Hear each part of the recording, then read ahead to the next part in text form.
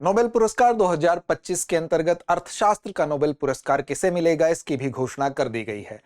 अगर हम बात करें तो अल्फ्रेड नोबेल की स्मृति में आर्थिक विज्ञान में मूल रूप से इस पुरस्कार को किस नाम से जाना जाता है, तो स्वीडिश रिक्सबैंक पुरस्कार के नाम से जाना जाता है, लेकिन आमतौर पर इसको अर्थशास्त्र का नोबेल हम पुकारते हैं। अब देखिए, ये पुरस्कार किन वैज्ञानिकों को दिया गया, उनके नाम भी हम आपके सामने बताएंगे, क्या उनका योगदान रहा उस पर भी थोड़ी सी हम चर्चा करेंगे। तो चलिए शुरुआत करते हैं। जैसा कि आप पीछे चित्र में देख रहे हैं, यहाँ 3 वैज्ञानिक आपको दिखाई दे रहे हैं। तो इन्हीं 3 वैज्ञानिकों को क्रमशः इनका नाम क्या है, जोसेफ मोकिर, फिलिप अगियन और पीटर हाविट, इन तीनों लोगों को यह पुरस्कार प्रदान किया गया है। यहाँ विजेताओं के नाम देख सकते हैं, प्रोनाउंसिएशन का फर्क हो सकता है। तो देखिए, जोएल मोकायर कह लीजिए, मोकिर कह लीजिए, फिलिप एगियन कह लीजिए और पीटर हाविट कह लीजिए, इन लोगों को यह पुरस्कार दिया गया है।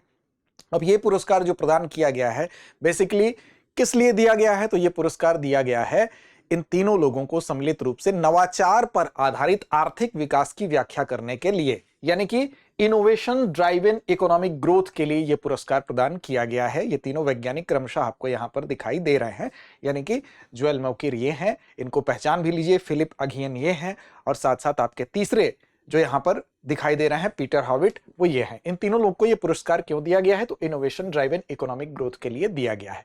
अब क्या इनका योगदान रहा है, इस विषय पर भी चर्चा कर लें, क्योंकि यह भी आपसे प्रश्न सीधे तौर पर पूछा जाता है। तो जोएल मोकिर की अगर बात करें तो यहां पर देखिए, तकनीकी प्रगति, टेक्नोलॉजिकल प्रोग्रेस के माध्यम से इन्होंने कहा है कि जो सस्टेन्ड ग्रोथ होती है, यानी कि सतत विकास होता है, उसके लिए पूर्वापेक्ष को पहचानना। थोड़ा जटिल आपको लग रहा होगा, इसको हम आसान भाषा में समझाते हैं। देखिए, जोएल मोकिर ने यह बताया कि जो सतत विकास होता है, यानी कि लगातार जो तकनीकी प्रगति होती है, यानी कि जो आपकी टेक्नोलॉजिकल जो प्रोग्रेस होती है, उसके लिए एक तो ऐतिहासिक आधार और दूसरा पूर्वापेक्षाएं। पूर्वापेक्षाएं का मतलब होता है प्री रिक्विसाइट्स और साथ साथ आपका ऐतिहासिक आधार। ये दोनों चीजों के लिए दोनों चीजें होना आवश्यक है। उन्होंने कहा ये क्या होती है, पूर्वापेक्षाएं क्या होती हैं, इसको समझ लीजिए तो इसको समझना आसान होता है। पूर्वापेक्षाएं क्या होती है, कुछ आवश्यक चीजें या कुछ आवश्यक शर्तें जो कि किसी भी जगह पर किसी भी काम को अगर आप शुरू करते हैं तो वो उस काम के सफल होने के लिए अगर पहले से मौजूद रहती हैं तो उस काम के सफल होने की शर्त आसान हो जाती है। तो इन्होंने ये कहा कि किसी भी जगह पर किसी भी हम कह सकते हैं टेक्नोलॉजी में अगर टेक्नोलॉजिकल प्रोग्रेस अगर आपको देखना है, सस्टेन्ड अगर उसको करना है, तो उसमें कुछ पूर्वापेक्षाएं जरूरी हैं, यानी कि कुछ ऐसी चीजें वहां, कुछ ऐसी शर्तें जरूरी हैं जो कि उस काम को शुरू करने से पहले वहां उपस्थित होनी चाहिए उसकी सफलता के लिहाज से। और एक चीज और उन्होंने कहा, जैसे उदाहरण के तौर पर क्या जरूरी है, जैसे कि कोई भी समाज, वो नए विचारों के लिए उसमें खुलापन होना चाहिए।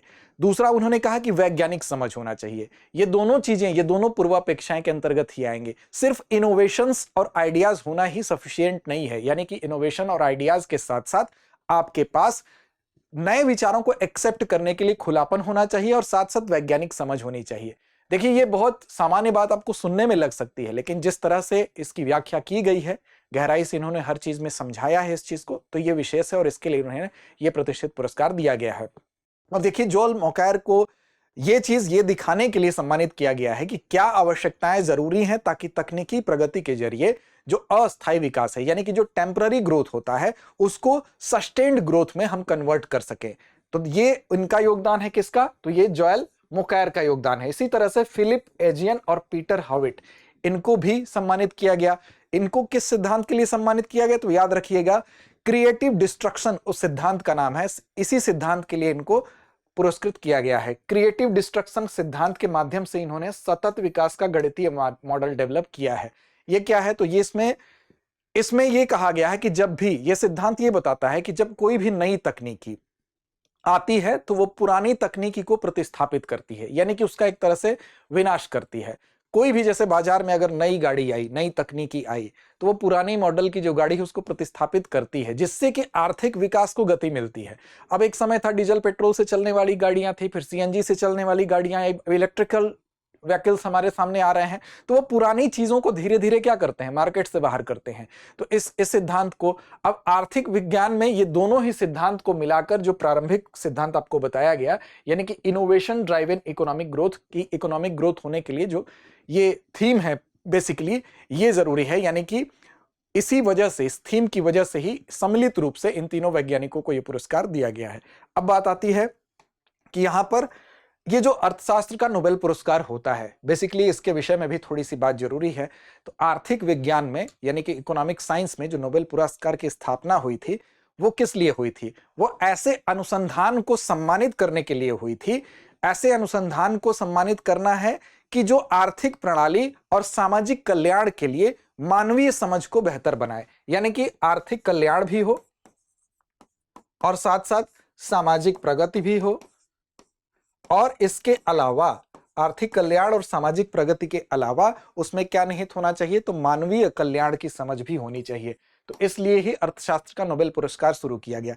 कब शुरुआत हुई थी, इसको स्थापित कब किया गया था? तो 1968 में, याद रखिएगा 1968 में, 1968 में रिक्स बैंक द्वारा इस पुरस्कार को, इसकी पुरस्कार की स्थापना की गई थी। इसीलिए इसका जो असली नाम है स्वीडिश रिक्स बैंक पुरस्कार के नाम से इसको जाना जाता है। ठीक है, याद रखिएगा। सामान्य भाषा में प्रचलित रूप से इसको हम क्या कह देते हैं? अर्थशास्त्र में या आर्थिक विज्ञान में नोबेल प्राइज कह देते हैं। प्रथम पुरस्कार कब प्रदान किया गया? तो 1969 में, 1969 में पहला अर्थशास्त्र का नोबेल पुरस्कार प्रदान किया गया।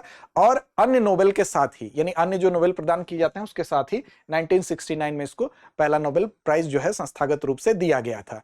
अब देखिए, शुरुआत में जब ये अर्थशास्त्र का नोबेल प्राइज दिया जाता था तो वो कुछ लिमिटेड एरिया के लिए ही दिया जाता था, यानी कि जैसे कि क्वांटिटेटिव मॉडलिंग के लिए दिया जाता था, डायनेमिक इकोनॉमिक सिस्टम के लिए दिया जाता था। लेकिन अब इसका दायरा बढ़ गया है। व्यवहारिक अर्थशास्त्र में भी प्रदान किया जाता है, गवर्नेंस में भी प्रदान किया जाता है, इसी तरह से डेवलपमेंट के लिए भी दिया जाता है, तो वेलफेयर और डेवलपमेंट के लिए भी दिया जाता है। तो अब इसका दायरा थोड़ा सा बढ़ा दिया गया है। तो शुरुआत में जिस लिए प्रदान किया जाता था, अब इसका दायरा बढ़ गया है। तो फिलहाल आप ये याद रखिएगा कि 3 लोगों को ये पुरस्कार दिया गया है। उनका नाम इंपॉर्टेंट है। किसको? तो जोएफ मॉकिर, प्रोनाउंसिएशन थोड़ा सा अलग हो सकता है, स्पेलिंग आप देख लीजिएगा।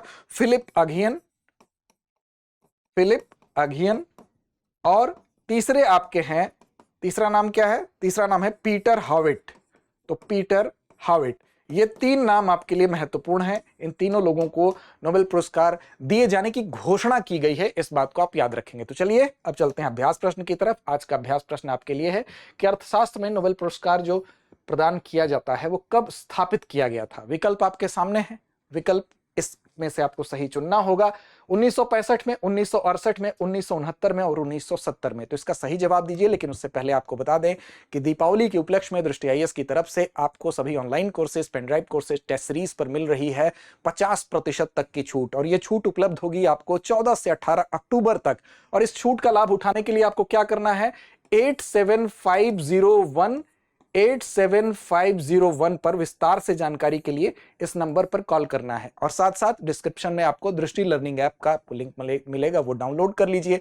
और इससे संबंधित किसी भी क्वेरी के लिए 87501 पर आप कॉल कर सकते हैं। तो चलिए इस प्रश्न का जवाब दीजिए, लड़ते रहिए, अपने लक्ष्य की ओर बढ़ते रहिए। और यह ध्यान रखिएगा कि इस पुरस्कार में 11 मिलियन स्वीडिश क्राउन दिया जाएगा, जिसमें कि आधी राशि मिलेगी किसको और आधी राशि में बाकी 2 लोगों को। नाम आप कमेंट करके बताइए। तो लड़ते रहें, अपने लक्ष्य की ओर बढ़ते रहें। अब एग्जाम की तैयारी को और बेहतर करने के लिए हमारे चैनल को लाइक, शेयर और सब्सक्राइब करना ना भूलें।